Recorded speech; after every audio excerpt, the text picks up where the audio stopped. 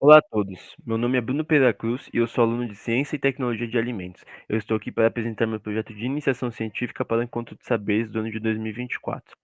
Eu estudo na Universidade Federal de Ouro Preto e com o Departamento de Química, a PROP, e juntamente com minha orientadora, professora e doutora Aline Gomes de Oliveira Paranhos, e meu co-orientador, professor e doutor Diego Gomes Rocha, tenho o prazer de apresentar meu trabalho. O tema é a avaliação da fraude da origem botânica de amostras de mel coletadas no estado de Minas Gerais utilizando ferramentas quimiométricas. O mel é um produto de sabor doce consumido desde a antiguidade pelos seres humanos. Ele é produzido pelas abelhas através da coleta do pólen das flores. Segundo cientistas, as abelhas produzem o mel há milhões de anos, porém o ser humano só foi praticar a apicultura mesmo há aproximadamente 7 mil anos atrás. Ele é composto majoritariamente de carboidratos, água e proteínas, porém a quantidade e proporção tanto desses macronutrientes quanto de compostos orgânicos minoritários podem variar de acordo com a origem botânica a qual o néctar foi produzido. A origem botânica diz respeito à planta a qual o pólen foi extraído para a fabricação do mel pelas abelhas. O mel pode ser classificado em mel multifloral e mel monofloral. O mel multifloral é um mel produzido a partir de várias espécies de flores diferentes, enquanto o monofloral possui em sua maior proporção uma espécie só. Com isso, as vastas diferenças botânicas existentes afetam diretamente na composição química do produto final. No mercado mundial, a origem do mel afeta diretamente o preço da mercadoria. Costuma-se atrelar preços diferentes entre os tipos de mel, tornando uns mais caros que outros. Então, devido à diferença de preço existente entre eles, sua composição química parecida e a cor homogênea, o mel é um dos produtos alimentícios mais fraudados em todo o mundo. O presente estudo teve como objetivo, então, trazer avanço no campo de pesquisa sobre fraudes alimentícias, buscando descobrir uma possível diferenciação a respeito de diferentes origens botânicas do mel. E para obter essa diferenciação, foi feito estudos no campo da proteômica, que através da análise de proteínas do mel, pode-se encontrar um fator de distinção botânica entre os méis. A respeito da revisão bibliográfica, segundo a Fiocruz, a proteômica estuda a distribuição, a abundância, as modificações, as interações e as funções de uma ou de um grupo de proteínas ou do conjunto de proteínas em uma célula ou organismo. O processo de análise proteômica requer a digestão das proteínas com a ajuda de enzimas específicas e a sua posterior análise em um sistema de detecção, como um cromatógrafo acoplado a um espectrômetro de massas. Ela é dividida em várias sub-áreas, como por exemplo proteômica estrutural, funcional, comparativa de expressão, entre outras. Esse é o cromatógrafo utilizado, um UHPLC, cromatógrafo líquido. Esse é um fluxograma da metodologia. Começa em preparação das amostras, seguindo para preparação para quantificação, digestão das proteínas, preparação para injeção no cromatógrafo e injeção no cromatógrafo.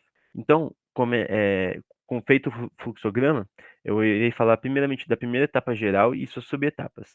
A primeira etapa trata-se da preparação da amostra e é lá que a amostra irá ser condicionada para quantificação e ser usada na etapa de digestão, né? Então, é, essas subetapas são a precipitação de proteínas, eliminação de resíduos, desnaturação de proteínas, mais eliminação de resíduos e a quantificação. Então, para dar início à metodologia, duas amostras de mel foram escolhidas para o estudo: a A5, que representa uma amostra de mel de aroeira, e a A25, que representa uma de mel silvestre. As amostras foram pesadas e diluídas, homogeneizadas, logo depois foram centrifugadas e foi adicionado um ácido eh, comum utilizado em proteômica, que é o TCA, ou o ácido tricloroacético. Ele ajuda na precipitação das proteínas. Logo depois, as amostras foram levadas para a centrifugação. Na eliminação de resíduos, elas são lavadas com acetona, levadas para a centrifugação, retiradas do sobrenadante e novamente homogeneizadas. Agora, para desnaturação de proteínas mais eliminação de resíduos, foi utilizada uma solução de Ambic, que é uma solução de tampão. Logo depois, foi adicionada a solução de SDS, que atua como um detergente. Ele modifica a estrutura tridimensional das proteínas e confere uma linearidade no fim do processo. Logo depois, foi levado para o Vortex para homogeneizar e foi feita uma solução com Ambic e amostra. Para a quantificação foi feita no espectrofotômetro e essa quantificação foi feita para a etapa de digestão, pois a enzima tripsina ela atua com a proporção de 50:1. E como cada amostra possuía diferentes concentrações de proteína, precisava saber essa quantificação para não haver desperdício ou falta de proteína. Então, para a amostra de aroeira foi utilizado 10,053 microlitros de amostra e para a amostra silvestre 19,441. Para a digestão das proteínas, foram feitas três subetapas: agentes redutores, purificação das amostras e a digestão. Para os agentes redutores, foi adicionado DTT e iodacetamida, e elas atuam também com a modificação da estrutura espacial da proteína. Logo depois foram levados para a centrifugação. Para a purificação da amostra, foi utilizado beads magnéticas, que atuam como microesferas que contém um núcleo magnético e é utilizado para o isolamento de certas partículas de interesse. Com isso foi feita a purificação. Logo depois foi feita a remoção magnética dessas microesferas e levado para um banho com ultrassom. O banho com ultrassom é utilizado para a homogeneização também. E por fim foi feita a etapa de digestão, onde foi adicionado tripsina. Para a preparação para a injeção no cromatógrafo, foi adicionado TFA, que é o ácido trifluoracético. Ele é muito importante, tem inúmeras funções, como por exemplo desprotonação e ionização. Logo depois a amostra foi levada para a centrifugação, secada em speed vac, que é um equipamento que seca utilizando vácuo e aquecimento. Logo depois, novamente, banho, ultrassom, centrifugação e finalmente a injeção nos vaios. Após a realização de todo o preparo da amostra, finalmente ela pode ser lida pelo cromatógrafo. Os resultados serão analisados e mostrados pelo software Pix Studio. Então, os resultados, o software analisou os dados e fez uma diferenciação das proteínas mais abundantes em cada amostra. Ela foi representada através de um mapa térmico. Ademais, o programa listou as 23 proteínas mais discriminantes encontradas. Então, esse é o mapa térmico. Ele funciona como uma representação visual em forma de tabela e dendrograma.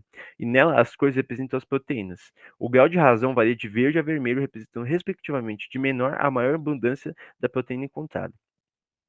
Essa é a tabela com as proteínas mais discriminantes. São 23 e ela também mostra a diferença entre as amostras. Com isso, esse estudo pôde concluir a eficácia da comparação entre as amostras de MES utilizando ferramentas quimiométricas da proteômica. Foi empregado um método de extração inovador empregando molecular beads magnéticas, que foram capazes de levar a detecção de várias proteínas características de abelhas.